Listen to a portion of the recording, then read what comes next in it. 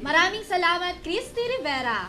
All out ka din ba pagdating sa taong iyong hinahangaan?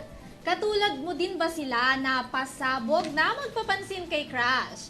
Tampok sa ating balitang good vibes. Tsak o tibay ng loob at tiwala lang sa sarili ang puhunan.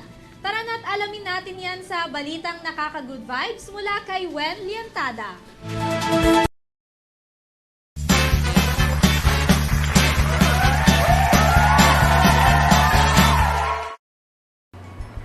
Kaway-kaway, mga beshi kong Gina G pagdating sa mga crushy cakes nila.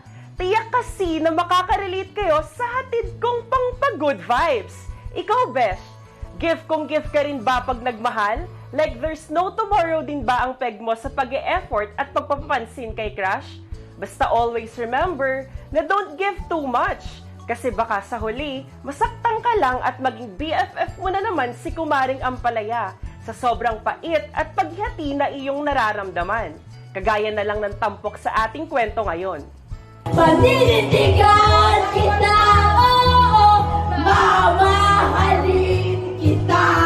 Sila Ate Ses naman, dinaan sa video okay ang pagpapapansin kay crush. Talaga nga namang lahat ay gagawin, mapukaw lang ang pansin ng kanyang lovey-dubs. Paninindigan kita, oo, ano mang sabihin ng mundo. Tila nakailang baso ng kape si Ateng sa sobrang lakas ng kanyang loob. Ewan ko na lang pag hindi ka pa kinrushback ng lalaking bet na bet mo. Ang ako'y sa'yo, nag-iingat ako. Ganyan nga ang fighting spirit, mga kumare. Huwag mong susukuan si future husband. Ikaw din, pag yan naagaw sa'yo, tiyak naguguho ang mundo mo. Laban lang ng laban. Malay mo, siya na din pala ang nilaan ng Diyos para sa'yo. At iyan ng mga balitang maghahatid sa'yo ng labis na kasiyahan.